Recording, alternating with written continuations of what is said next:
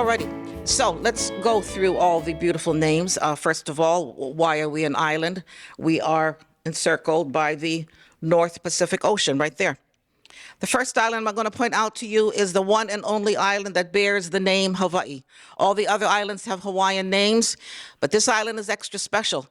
Why? This island is the biggest in land size. And why is that? There are two active, still active today, volcanoes, Mauna Kea and Mauna Loa, right here. Every time these volcanoes erupt, this island gets a little bit bigger and a little bit bigger. I'll be talking about that island more later on. Now let's move on up here. We're going to talk about, I'm going to point out to you the island of Maui, M-A-U-I. Maui is very, very popular, more popular than the other islands, and you're going to find out why in just a little while. Maui is a beautiful island. Now, those islands I'm not going to speak about. I'm going to name them to you. This is Molokai. This is Lanai. This is a very tiny island with a long name, Kaho'olawi. And there's another island way on that side called Ni'ihau. And some of them are not inhabited at all. One of them is owned by a billionaire. Can you believe that? He owns a whole little island there. We're going to move on up to my island. This is the island of Oahu. And finally, this island in the corner is called Kauai. And that is a small island, but a very, very special island. To start with Captain James Cook, and why is that? Captain James Cook discovered Hawaii, and he discovered Hawaii in 1778. He started calling it the Sandwich Isles because a man named Earl of Sandwich, I think in Portugal, I'm not sure, he paid the expedition for Captain Cook and his men to come and to find the Hawaiian Islands as he did. The island he first arrived at is one of the islands on the island of Kauai. A few days later, after they were there, the natives, unfortunately, went on to their ship and stole some of their supplies. So naturally, Captain Cook had no choice. Captain Cook and his men had to go onto the island and get those supplies back. And a fight occurred, and unfortunately, Captain Cook was killed. So now here is his men, what to do. I didn't really spend a lot of time on history for that, but I can just imagine. They returned and they stopped at one or two other islands briefly, and they went right back to Portugal. Because, you know, what can they do? Now, after Captain Cook arrived, there, let me just see the next slide for 1 second. I just want to check something else. That about, okay. After Captain Cook arrived, three things occurred. Many things occurred, but I'm going to talk to you about three major things that occurred. The first one is, I want you to understand, prior to Captain Cook and his men, no other person has ever stepped their foot on the Hawaiian Islands. You just had the Hawaiian natives living there, etc. They were pretty healthy people. They lived off the land. Lots and lots of fishing, of course, going on. Look, you're an island, right?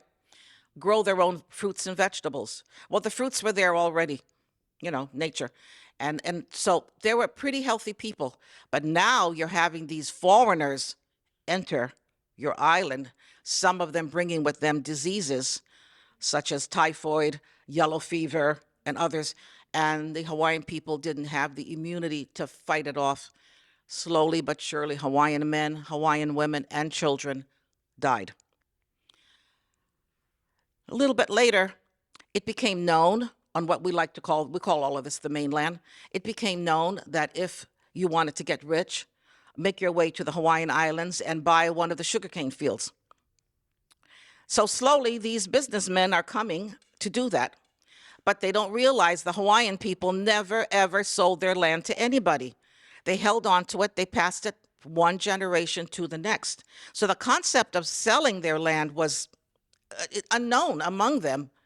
But slowly, you know, these men were a little persistent. Some just went back to where they were from. Others came. Slowly, they, for whatever the reason, they did begin to sell the land. So now you have some new people owning these sugarcane plantations, and every plantation needs workers.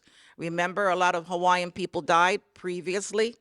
Now you have a shortage of people to hire as plantation workers. So for the first time, the plantation owners paid the voyages of people as far as Asia, Portugal, Philippines, Tahiti, and other places to come and work. live in Hawaii and work. This is the start of what we like to call the melting pot. This is just the beginning. You go to Hawaii now, you should be able to find somebody of just about every racial background. That's just the way it is, because it continued over the years. I like to share, it's not something I read, but it's something I feel in my heart. I want to talk to you a little bit about the plantation worker. Let's say this man is Chinese. He's coming from China by himself. No money to bring his wife, no money to bring his children. And his plan is, I'm going to work here maybe 10 years, and I'm going to save up my money, and then I'm going to go back to China so my family can have a better life. That didn't happen for a lot of them. I know it didn't. That's why it continues, that we have, it's a racial, it's a melting pot, as we say. And I feel kind of bad about that in a way.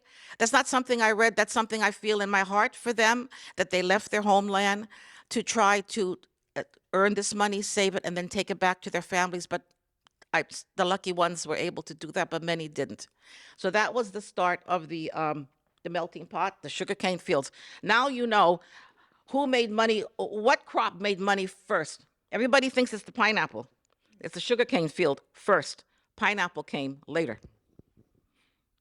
Now let's hope this works for me. Oh, no, backwards, sorry, my fault. And now I want to speak to you about the wonderful, wonderful missionaries. Missionaries arrived in Hawaii about 50 years after Captain Cook. Why did they come? Initially, why did they come? The Hawaiian people were considered to be pagan. They believed in gods all having to do with nature, the gods of the ocean, God of the fertile soil, the God of the sun, the moon, the stars, on and on it went, but never believed in what we consider to be the true God. So the missionaries are coming, hoping to, I guess, convince them you're believing in the wrong God. Now, when they arrive, they realize we got a big problem here. They don't speak English. So they took it upon themselves to actually, this is what happened. Actually, when the missionaries came, they're speaking Hawaiian, but they never really had an established alphabet. So the missionaries did that. They kept listening to them, and they made up an alphabet. The missionaries went so far as to take the Bible and translate it completely into the Hawaiian language. Because how can you have them come to church and sit there and listen to English when they do not speak English? And that to me was a pretty big challenge, that they would do such a thing. And then they began slowly to teach them English. And I believe it says at the bottom, they taught Hawaiians to read and write in their native language by the 19th century. This is something else they weren't doing. You're going to hear more about it a little bit later. But the missionaries did really a lot for the Hawaiian people. They truly, truly did. So we have to be grateful to the missionaries. Okay, I'm going to speak to you about my island first.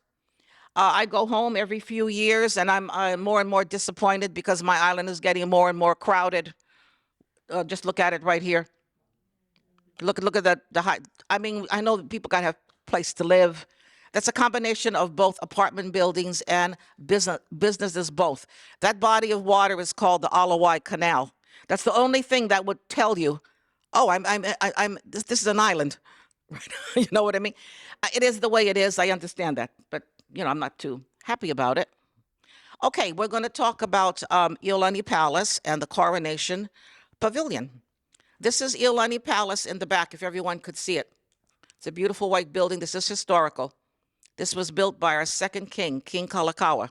Only King Kalakaua and his sister, Queen Liliuokalani, resided in this building. Prior to this, the other kings, it wasn't there. He also built this beautiful Coronation Pavilion. Tourists go to visit this all the time. When you walk into the Iolani Palace, you have to take off your shoes and wear special socks. They do not want you to ruin the floor, the wood floor, and they will take you around and talk to you about the history. I want to talk a little bit about the Coronation Pavilion. Every Sunday, the Royal Hawaiian Band comes to play music, and you could just sit on there's no charge of all, sit on the grass, enjoy the music.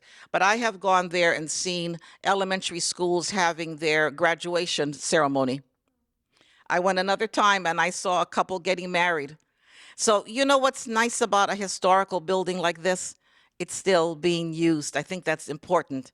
And naturally, they have to keep it up. They have to repair it when it needs it, and etc. And it's very, very beautiful. So as I say, this was built by our second king. You're going to hear more about him in a minute. Alrighty, let's. Well, actually, I may not have the exact. Uh, yeah.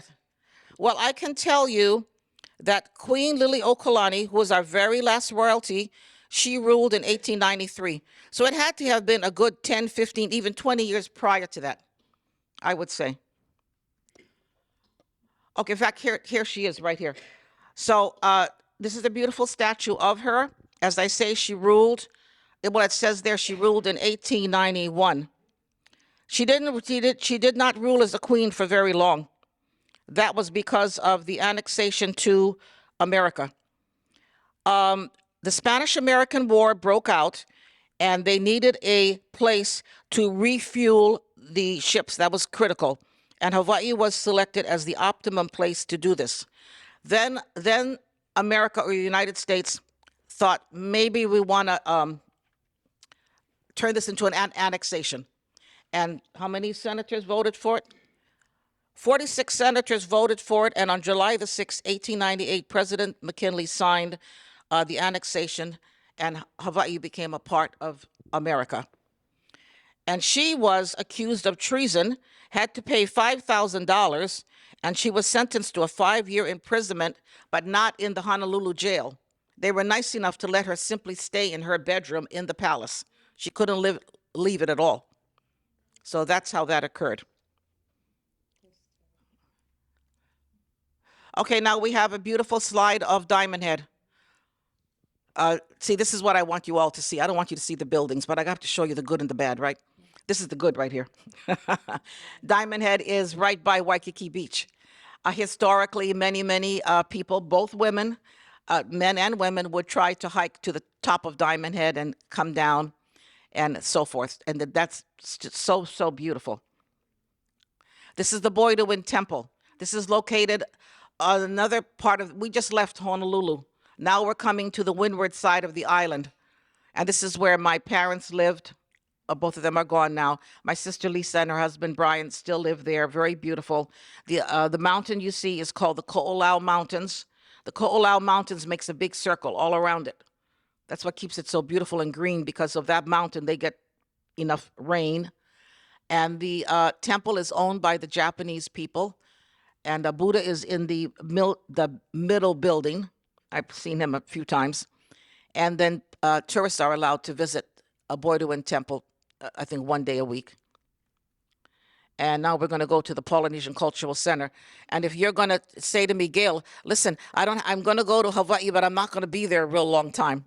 So what is the one place you want me to visit when I go to your island of Oahu? And I'm going to say Polynesian Cultural Center right here. Oh, all of you who raised your hand, how many of you have been to the Polynesian Cultural Center? Oh, not everybody who left, because I think there were more hands before. All right, then you need to go back. All of you who didn't go, you got to go back. I'm going to convince you. Okay, this is going to be like a good 1 hour, 1 hour and 15 minutes from your hotel in Waikiki, but it's going to be well worth it. You're going to stay at this center all day, and you can stay in this center into the night, because I'm going to tell you what's going to happen. When you enter it, well, you're going to be greeted by these wonderful young people over here, but you're going to be going to different villages, and you're going to learn about the culture of the people who live in that village. And those villages include Hawaii, of course, Tahiti, Samoa, the Philippines, New Zealand is included in there, and a couple more I just can't quite remember. They'll be like miniature villages. There'll normally be a small stage where they might perform for you, and it's really delightful. I mean, and they do a really great job. Now, in the afternoon, you're going to have a traditional luau. All right, and what's a traditional luau? Well, you're going to eat this thing called poi, P-O-I. It's like a staple for us. It's kind of like, who's gone to Hawaii and eaten poi? Well, how would you describe it, sir? Kind of a combination of like refried beans, but it could be a little sour. Really, that's a pretty good thing, because I was going to say it's the texture of pudding, and it's made out of a plant. And you wouldn't believe it. This is called the taro leaf. But when they start cooking that plant, it goes from green to this. Well, I'm born with it, so it's okay. But if I wasn't born with it, it's not that appetizing because it's gray in color. All right. You're gonna have a roasted pig. You're gonna eat fish. You're gonna eat local vegetables, local fruit, etc. You know, and then beside that, they do a hula show that is just as good as any hula show you're gonna see in Waikiki. It's wonderful. Then you can go to other little shows here and there, all around. If you stay long enough into the evening, you're going to see a live production, and that production is going to depict a Hawaiian legend, which I'm not going to tell you about because I want you folks to go. Or you know what? You'll watch it on the internet. Remember this, Polynesian Cultural Center. That's one of the best places to go to on my island. You don't want to miss that. And now we're going to talk about our first king, and his name is King Kamehameha. Okay? And they do believe he was born in the month of June. When I say they do believe, they're not like 100% sure, but somebody must have figured it out. All right, the month of June. Every island in the month of June is going to do something special to celebrate our king's birthday. Remember, we don't have royalty anymore. But you know what? I am so happy. Just because you don't have royalty anymore doesn't mean you have to take it out of the history. Why can't we do this? If you know what I'm talking about. So to me, that means a lot. I was at this parade a long, long time ago, and they have a beautiful statue of him in front of the Hawaii Pacific building. That's a historical building. If you want to put a lei, give him a lei. You will come the day before, which is Friday, and a man on a crane, and you're going to see in a minute why he's got to use a crane. Look at how tall that statue is. We'll put it on either side of his hand, and then we will have the parade the next day. I think it's always around the middle of June, if I remember correctly. Okay, these boys right here. These boys are blowing what they call the conch shell. This whole parade is done historically, and they better not ever change it because they're going to hear from me about it, because I just love it this way. You know what? A lot of, I don't know how much Hawaiian history classes they're even doing in the schools now. So for a lot of kids, they're going to learn so much in that day. So those boys have been specifically selected. I don't know how they get selected, but I know they're very proud of themselves. And each of them is blowing what is called the conch shell. And this is not from Hawaii, but this is from my friend in North Carolina. But it's close enough. It's a little bit broken up. She says, "Oh, Gail, you don't want to take it and show it to your audience." I said, "Yes, I do." Because do you think the conch shell stays perfect all the time? Going back and forth out of the water, out of the ocean, whatever. I mean, it's fine. Only you need the conch shell to be bigger than this. Notice, you see this size? And you know, just by looking at that, look how big that is. The reason for the conch shell is back in history again, people, way back in history. You have a village. You must have a way to communicate to everyone in the village. Something is happening. We need to get together to what is called the gathering place. When something important occurs and they need everyone to stop what you're doing and come to the gathering place, someone blows the conch shell. That's how they know we need to go to this particular place. In this case, these three young boys are trying to say, everyone, get ready. King Kamehameha's Day Parade is about to begin. So they're all together, you know, blowing it and everything. Okay, now we're going to go to the parade. Okay, the parade has got floats, of course. Can't have a parade without floats. All the flowers, of course, have to be natural, right? Nothing artificial. Notice the tea leaves. Everyone, try to go up here and point everything out to you. I'll just go back and forth. That's okay. Okay, tea leaves. Green tea leaves, and we have red tea leaves too. A lot of people don't know about the red, but we got both colors. This right here is called red ginger. Grows in everybody's yards. You don't have to pay. You don't have to go to no florist to get the red ginger. Just tell all your neighbors, I need a lot of red ginger. Everybody will just give it to you. And this one I'm going to save for a little later. I'm going to talk about this particular plant. Notice she's playing the ukulele. The one back there is playing the guitar, and you can't see them over here because it's not big enough, but they're dancing the hula. So that's just one float. Now let's see about the other. To keep going. This particular float I like better from the back than the front, so I took a picture of the back. And I really liked how they took the tea leaves and they turned them and they made like a tower. Here's a picture of our king, and they have music going on also, as you could see. All right, now after this should come the horse. Let me just see if the horse is next. No, yeah, here he is. Okay, this is called a kahili bearer. This man right here riding the horse. Why do you think they're having the horses involved in the parade? It's all a part of history. Hawaiian people rode horses. You may not know that, but they did. So, and the kids get so excited. I love it. They really love this. So he's called a kahili bearer. So he is announcing to you that the princess of Lanai is about to arrive. That's his job. Take notice that the horse is wearing a lei. And of course he's wearing a lei. And my sister personally knows the lady who was in charge of this. This is a whole lot of work right here. A horse is so big, so you make a really, really big lei for the horse, right? Okay. This is the princess of Lanai. Notice she is wearing green. And you're going to see later on leis over there that represent every island. And the green lei right there, I see it in the middle, is going to be Lanai, if everything is correct. Every island has its own specific color. Every island has its own specific flower. She's wearing the kukui nut lei. Everyone can see the brown lei? And I'm going to show it to you later. It's on the table. Okay, and then I can't show you every princess, but there's one for every island. This is the princess of my island. I called her out so many times. She finally felt sorry for me, looked down at me. I took a nice picture of her. She's just beautiful. Her crown is made out of the crown flower, which is a very tiny white flower, which is like so absolutely perfect.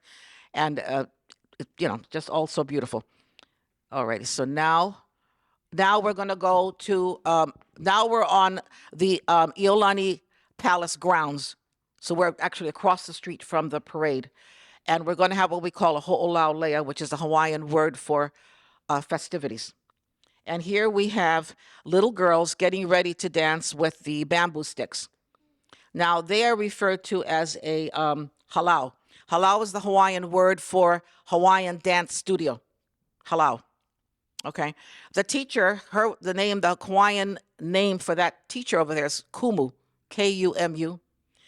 And it's really something to be proud of when the people who are organizing the parade ask your specific halau to perform at the ho'olaulea. And those are the little girls going to perform there, as I said earlier. And now we have teenage girls they're dancing the hula also. And now we're going to go to one of the other islands, and that is the island of Maui. That is Haleakala. Haleakala means house of the sun. It's often compared to the Grand Canyon, but it really can't be because it's not as big, but very beautiful. And then we're going to go to Hana. This is sunset over Hana. Hana is a small town in Maui that never changes. I hope not. They didn't change when I was there the last time. So I tell people, if you want to see what old Hawaii looks like, make a stop to Hana. Hana is not a place you can get in your little rental car and start driving there yourself, because you're going to be driving up a windy road. You're going to be alongside a mountain. So it's not safe. It needs to go with a tour guide, definitely. And let's go back a little bit, because I want to talk a little bit more about Maui. My island was the first island to be the most modern first, all right? And they made a lot of mistakes with building and other mistakes. And the other islands wanted to learn from their mistakes so they don't make the mistake. Maui is right now the most popular island among the tourists. They can bypass my island if they want to, except, that one place I told you folks about. I mean, that's really great. But anyways, and go straight to Maui. As an example, I'm going to give specific with you. Let me go find about Maui over here. Okay, here we go. Okay, first of all, I forgot to mention, Maui is called the Valley Isle already. And in recent years, as I said earlier, Maui has become the most popular island of all of the islands. That is because in order to maintain the beauty of Maui, hotels cannot be built any closer than 20 feet. They need to be as a minimum as far away as 20 feet from any oceanfront. And only a certain amount of hotels and tourist attractions are even allowed. And also, If you are building a building and you have coconut trees or palm trees around the vicinity where you're building your building, guess what? Your building can't be any higher than that coconut or that palm tree. If it goes to the top of this ceiling, well, it won't go that high. Your building can't be any higher. These are the restrictions they have put on builders, not to take away from the beauty of the island, not to make it overcrowded, et cetera, et cetera. So this is why Maui has become so popular, and it deserves to be that way. Now we're going to go to back to our first king, which is sometimes we like to call him Kamehameha the Great, and he is standing in front of Hilo Bay. I've not seen this in so long, but every time I do, I remember exactly how beautiful it is. He was born on the island of Hawaii, the only island that bears the name, the one with the 2 active volcanoes. And you might wonder, how did he become king? Not so hard to understand. There were battles between the various islands, and King Kamehameha and his men won all the battles. Everyone can figure out which one he is, right? See the beautiful red cloak? That cloak can be seen at Bishop Museum. I've seen it more than once. That cloak is made out of poor birds. Oh my gosh, the birds. 3 different birds. The first bird, don't ask me the names, I only know about the whole thing. The red bird, this bird, these are all bird's feathers. Of course, any birds with the red, they really got it the worst. And then we have some black birds and then the yellow. But somebody told me if they take the feathers from the birds but don't hurt the bird in any other way, somebody told me some of the birds regenerate their feathers. I hope so, because that's a lot of feathers for that red one. When I saw it at the museum, I went, oh, the poor red birds. But that's King Kamehameha, and with his little helmet thing on, and that's his men. King Kamehameha was very masculine from a little boy. He was physically very, very strong. King Kamehameha was a perfect soldier, shall I say, to fight such as this. He was also, from what I had read about him, he was really a leader at a very young age. Not that his parents taught him how. He just had it in him to take charge of things. So that's how that happened. And now Kilauea volcano. So this is one of the 2 active volcanoes on the island of Hawaii. And Kilauea volcano will erupt now and then. This particular eruption is actually considered to be very small. It's probably not going to cause too much damage, shall I say. Other eruptions could be much bigger. So we have what we call the Volcano National Park that goes completely around the area of the volcanoes, where you can drive your car and stop and read information about the volcanoes. You can even walk on the lava, but you need to wear very thick sneakers or boots, really, because the lava turns into little rocks, and they all have little pointed edges. So there's all signs all over the place. So you need to be very careful. If you happen to be traveling in Hawaii and you have kids, and maybe somebody's, I don't know, 8, 9, 10, even older, and are really interested in volcanoes, do take in the lecture from the rangers who work there, because they're going to learn everything they ever wanted to learn about volcanoes, and buy them a book, and etc. So this is Kilauea. This is Rainbow Falls. Every single island has a beautiful waterfall, and I had a hard time choosing just one, but I happened to choose this particular one called Rainbow Falls, which is really, really beautiful. And now we're going to go to the island of Kauai. And if you remember, this is the island in which Captain Cook first landed when he arrived in Hawaii. This is Waimea Canyon, sometimes compared to Grand Canyon, but it's nowhere as long. I was there at the same time of the day as this was taken. So it has all these shadows and so forth. And even if it's a canyon, there are trees growing in there. I saw that too. And the next thing you're going to see is the Fern Grotto. The wonderful thing about the Fern Grotto on the island of Kauai is every type of vegetation, meaning every type of tree, bush, flower, grows in the Fern Grotto. You can only get to the Fern Grotto by boat, no other way. It used to be a very, very popular place to get married, but then you had to rent a lot of boats because you can only get there by boat. So it probably became inconvenient after a while. And now I think the hibiscus is next. How many people in the audience know that hibiscus grows in New Jersey? Only a couple? Please observe. I'll never forget, I always have to tell this story. I was hired to do my program, not hired, I was booked to do my program at the Monroe Public Library.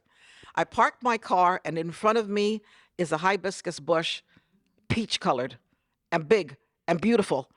And I said, "Oh, Gail, look at that hibiscus, and it's peach. If I could just have like one." So no one is in the parking lot but me. I'm looking all around. So I get out of the car and I walk up like this, and my hand is just ready. And all of a sudden, in my ear is my mother. "Gail, you never ever touch anybody else's flower unless you ask permission first." Because everybody grows a lot of different beautiful flowers and so forth in the Hawaiian Islands. And as children, if you just saw something that you kind of liked, as a really little kid, it was excused if you were little, but I wasn't little anymore. You would go and, I'll pick a few, right? So anyways, as I say, my hand went out, and then my mom's in my ear. "You never, ever," oh, okay, Mom, put it back. But I did mention when I got into the library for everyone to take notice of the beautiful peach hibiscus flowers. That was more beautiful than this. But it has to be the red hibiscus to be our state flower. Only the red hibiscus. And next comes another beautiful, beautiful flower called, seems like a lot of you are familiar with the bird of paradise. The bird of paradise is absolutely lovely flower. When you touch it, it's not really soft like most flowers. You almost think it's plastic, you know? If anyone brought the bird of paradise, which I have done more than once, home from Hawaii, it's gonna, because it grows on a long green stem, and if you're faithful to cut the stem like an inch off, maybe once a week, and change the water, that bird of paradise lasted for me for a good 3 weeks. Of course, it got shorter and shorter, and I had to change the vase. It wasn't good in the vase anymore. I mean, it's still as beautiful as ever. So the bird of paradise is absolutely outstanding flower. Sometimes I think that should have been a state flower, but can't change that now. And now I want to talk to you about the Hawaiian chants. The Hawaiian chants is, there's parts of my program that really touch my heart, and this is one of them. Okay, earlier I mentioned to you that when the missionaries arrived, the Hawaiian people couldn't speak English. They only spoke Hawaiian. But not only that, the Hawaiian people couldn't read or write. So now we're talking way, way, way back then. There's no missionaries. It's way before the missionaries came. They're speaking their language, but they can't read or write. They say to themselves, how are we going to remember important things that happen in our village? And that's when they came up with the Hawaiian chant right here. See, it says stories of a village to remember. First thing they did is they selected the man that was the eldest age in the village, and he became the official chanter. But that man was smart. After he was nominated to be chanter, he quickly chose one or two other younger men to take his place when he died, because he knows he's elderly already. I mean, how long are you going to live or whatever? The chants included stories about happy things and sad things. I always like to talk about the happy first, right? Like someone just got married. Someone just had a baby. All of those someone just had a 50th birthday. Well, that's not so happy. 30th birthday, that sounds better.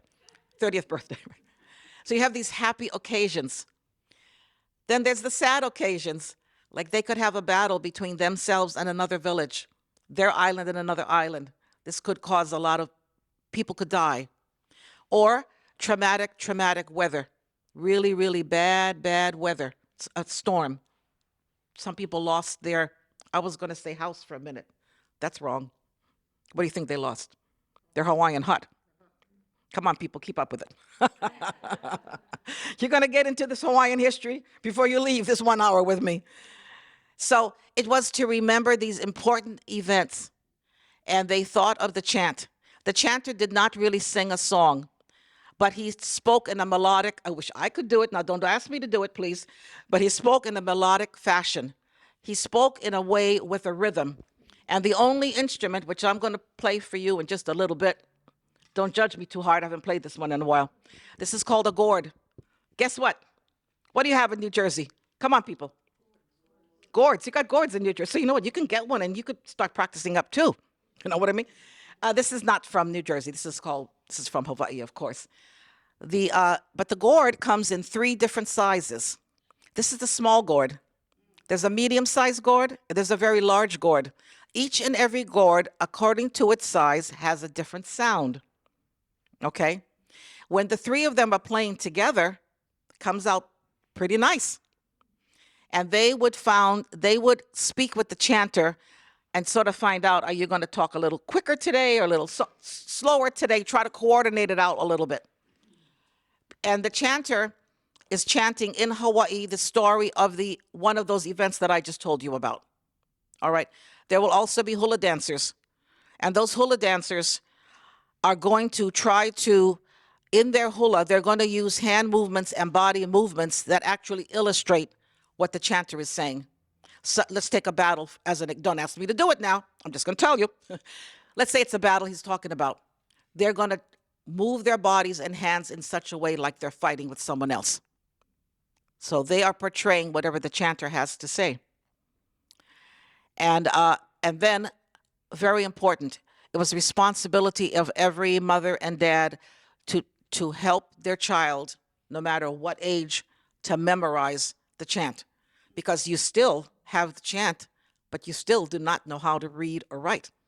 So it's got to be up here.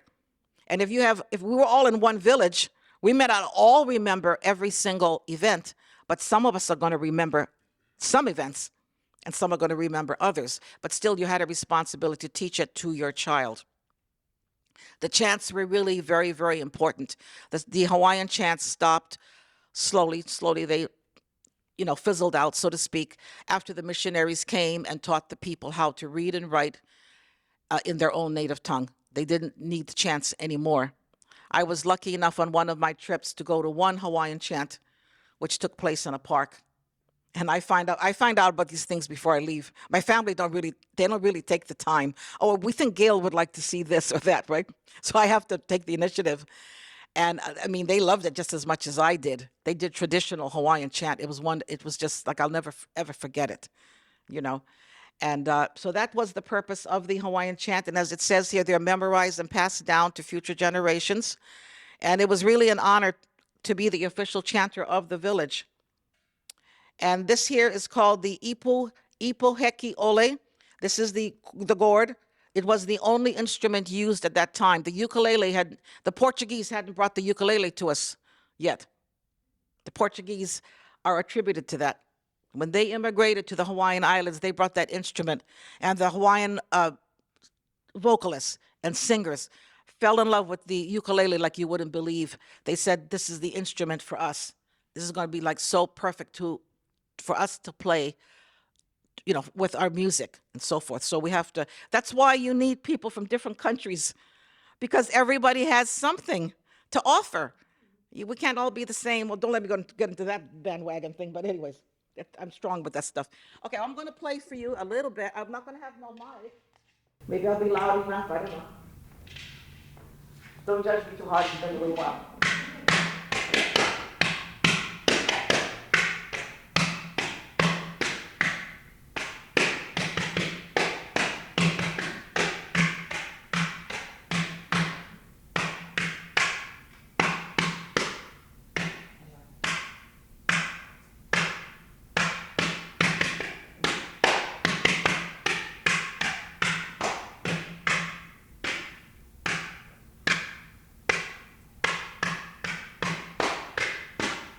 That was only one chance. My mom, there's a story to go with this.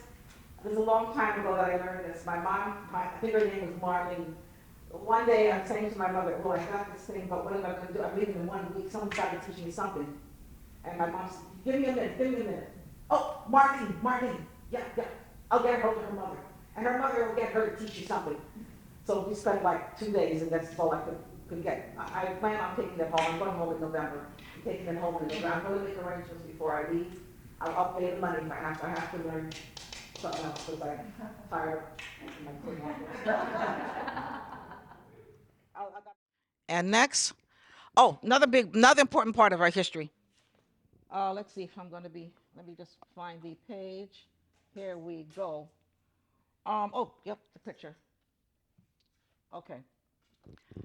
Um, well, let me start off here. During the Hawaiian Renaissance of the 1960s and 70s, native Hawaiian scholars were inspired to learn about Hawaiians of the past and the way they navigated the ocean.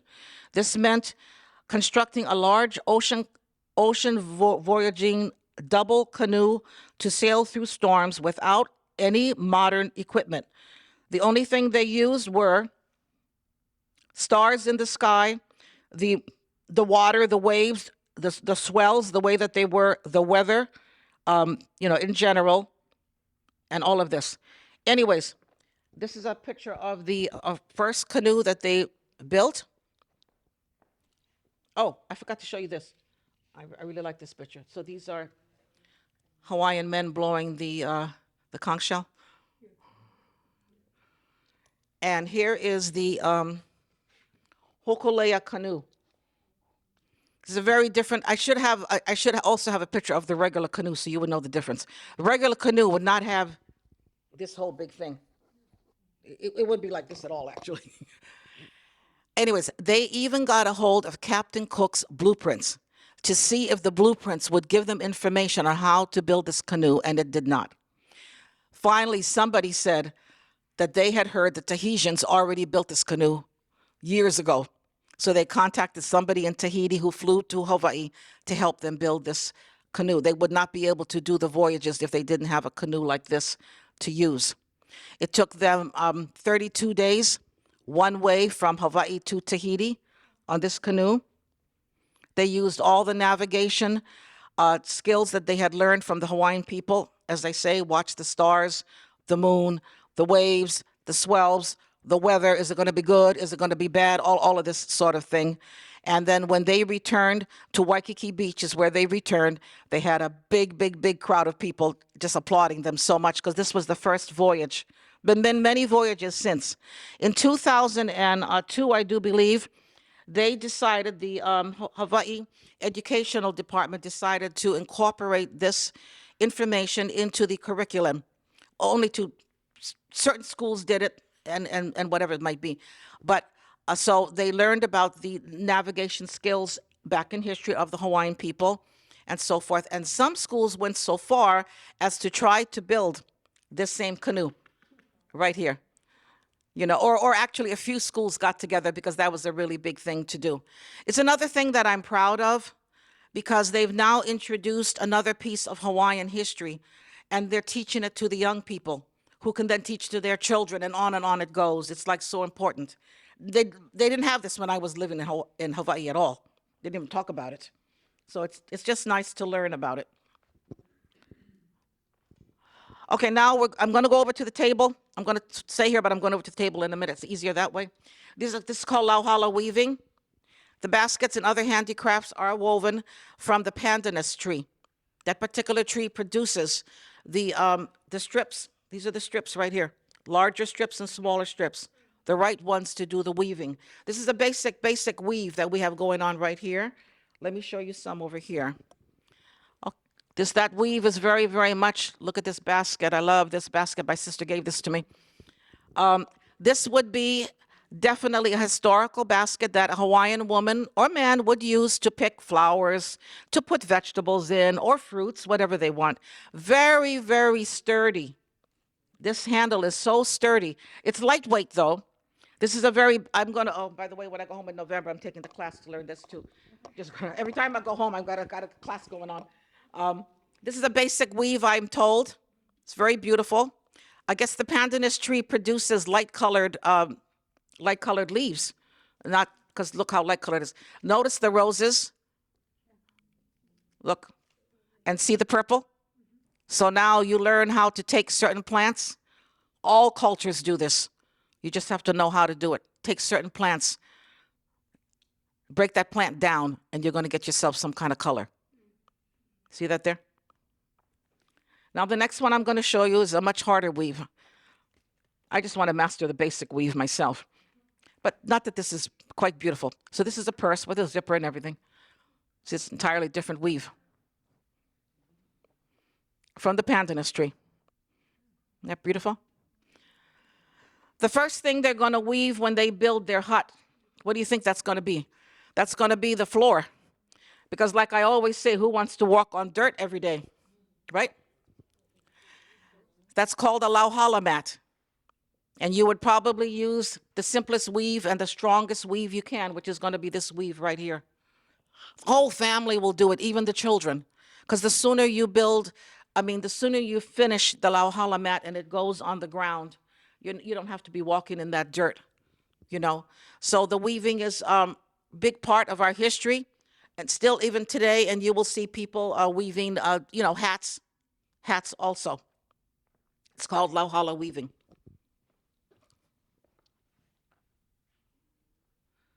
Okay, next we're going to talk about the leis. The first one we're going to talk about is the kukui nut lei. One of the first princess we saw, she was wearing the kukui nut lei along with some other leis. The kukui nut lei, naturally, all these nuts come from the kukui nut tree. You can get dark kukui nuts, or you could get a little bit lighter colored. It shows right here. And see a brown and then more like a black. And I'll tell you the story of the kukui nut. I don't know if it's true or anything, but who cares? It's a good story. Okay. A missionary man, I read this in a book, we'll believe it. A missionary man is walking in the park one day. He sees all these nuts lying on the ground. I mean, a lot of them. He's going, well, I wonder if I could eat that. Well, he put it in his mouth and he found out right away, no, this is not meant for eating at all. He was a man who didn't like to waste things. He was also kind of adventurous. What could I do with these nuts? So he found a bag someplace. He put as many nuts in the bag as he could fit. He went home, kept looking at it, probably wondering, what could I do? It's very hard. He knew about the leis, and he knew that a lei had to have a hole on both sides in order to make a lei. Even a flower lei, you got to have a hole, right? So he got some kind of instrument, and he was able to make a hole on either side. This is not made by him, by the way. Don't think, I'm just telling you the story. So he also knew only, this is historical because you see this black velvet, not velvet, black ribbon. That's all they had. That's the only color they had back then, black. So he got a hold of the black ribbon and he made the first kukui nut lei. Kukui nut leis are more popular among men than anybody else. Why? Because they kind of look a little bit more masculine than a flower lei, for an example. So this is the kukui nut lei. You can make leis out of flowers, out of seashells, out of a lot of things. And let's see what's coming. I think next, I know what's going to come up next. Too bad I don't have a sample of that one. Okay, this, I'm so sorry. I research, I go home, I look, I can never find it. This lady is considered, the lady in the corner, a master lei maker. She knows how to make a lei out of a very unique, shall we call it, fiber. This is made out of peacock feathers. It says free right there. No story with this one. Can't explain how she did it, but it sure is beautiful. My sister told me, oh, Gail, stop looking for the peacock feather, the lei. You couldn't afford it. Yeah, that's right. Forget about it. Just see the picture. I couldn't afford it. That's right. That'd be expensive. Oops, whoops. We passed something by. Oh, well, yeah, right. Okay, now we're going to talk about Hawaiian quilting. Your pillow. May I have your pillow, please? Thank you. She brought me something else for me to show you folks. Okay, the Hawaiian people, native people, I would say, well, I'll use this first, did quilt. So they had a little controversy between the missionaries and the Hawaiian ladies, right? The missionaries come and they know how to quilt too. I know how to quilt like the missionary. I know how to quilt how they both quilt. But anyways, the Hawaiian ladies would watch them and they would say they waste so much fabric. They cut up some pieces out and then they sew them back together, so to speak, and then they throw all the rest away. Very different with Hawaiian quilting. With Hawaiian quilting, you would take this brown fabric right here and you would fold it in half and then you would fold it in a quarter.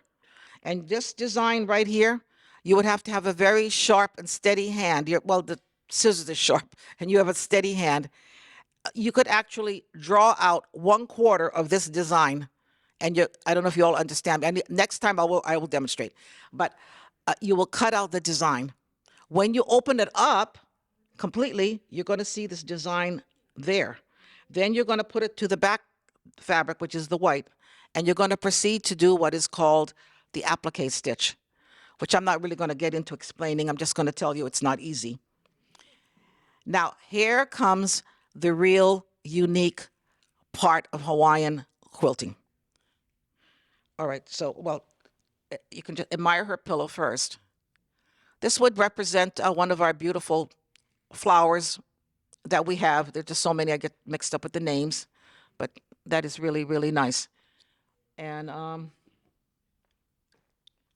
here's, I want to look for the one, okay, maybe I'll use this for an example. Here's one that I did, similar to that. Oh, no, not really. Okay, here's one that I did myself. It's a little wall hanging. Hope you can see it pretty good. So I cut it out, as I say, you're only cutting out 1/4 of it. Open it up, and then you do the applique stitch. Now this here, this quilting stitch that you see here, where you see all the fabric like kind of gathered all around, everybody see that? Take notice of that. That's what makes Hawaiian quilting unique. What happens is you take a needle and a thread of a corresponding color to your background fabric. And when you go in there, you're going to go half of an inch if you want to be real precise. I wasn't that precise with this one, but half of an inch outside of the fabric itself, the design itself. You're going to do a quilting stitch, which is a stitch you just go in and come up. You go 3 times, 1, 2, 3, and then you pull carefully the thread. That's how you get this gathering look with the pulling. You know, a little hard to explain, I know. With, let's call it American quilting, yes, you're going to use a needle and a thread to make a very similar stitch, but you're not going to pull it like this at all. You're going to leave it flat, and that's what makes Hawaiian quilting unique.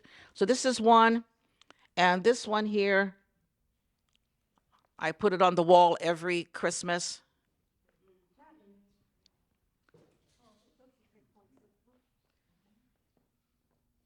And while I'm at it, I'll just make mention that my grandmother is the best appliquer I've ever known. I have a quilt from my grandmother, appliqued, and a good appliquer, you cannot see their stitches, and you can't see not a one of her stitches. I mean, just, you know, beautiful. I taught myself, well, I took classes. So Hawaiian applique was definitely done already.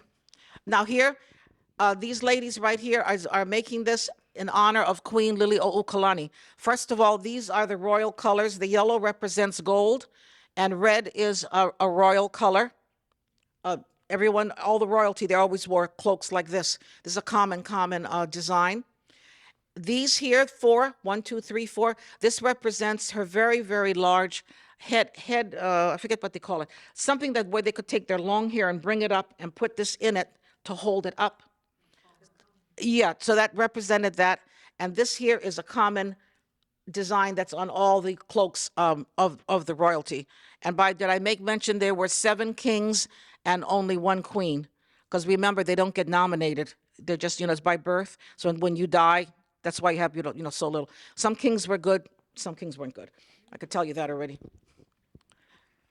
Okay, so now we're going to go into the music a little bit. The Portuguese people brought the ukulele to the Hawaiian Islands. Thank goodness, this instrument, this is the one. The guitar is played with groups, with Hawaiian groups too, but you're always going to have the ukulele, all right? So the ukulele's become very popular instrument. There's some people that can, this one guy, he's Japanese, mind you. I've gone to his show already.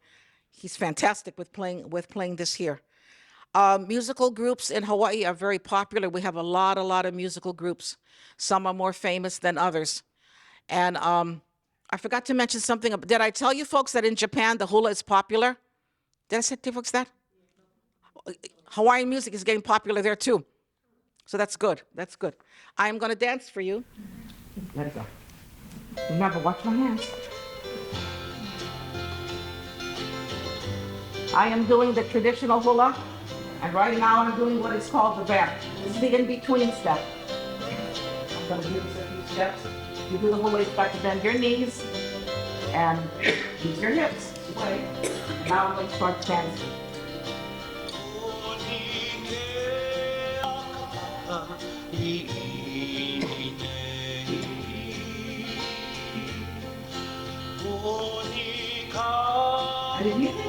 Yes, any of my hands, just yell it out. Yeah. Stars in the sky. See if you can guess this one. This has to do with my ear. What else? Listening to the music. Yes, listening to the music. Hawaiian word for music is melody. So listening to the melody. Okay, see back and forth like this. This next one is going to illustrate the gathering place, where I told you the people have to come when they have the conch shell. So this is, watch this. This is the place, and this is the people coming to the place. Because they hear the conch shell and they must come to the gathering place. Something the chanter is going to tell them a story. I'll do it again. And the next one is going to be me picking flowers in the mountain. Oh, it's just, see if you can imagine that. Now, here we go. Up the mountain, and picking flowers. The mountain here.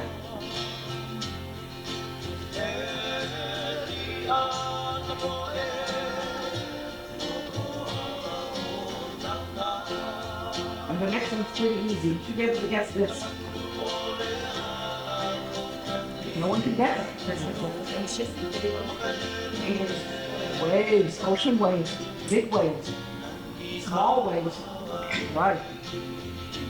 Okay. And now I'm going to go around the island in a minute.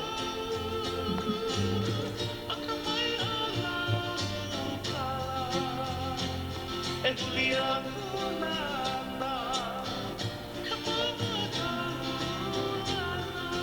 going to go to the other side of the island. You always have two sides to the island.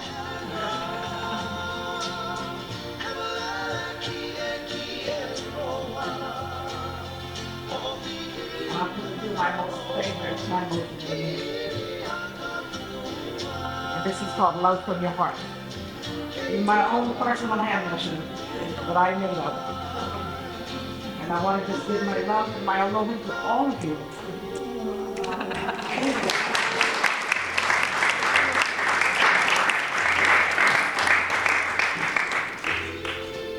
going to show you how we finish the hula. And we do this. And we bow to the audience and say, mahalo.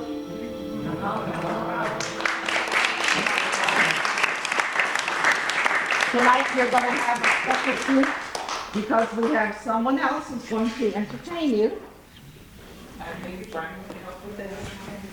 Let me introduce them. This is the Tohani, Mid-East and Polynesian Dance Company. Margaret and Mary Louise are going to dance for you tonight, and the song is Malunaka. Yes, you know it better. Please give them a hand.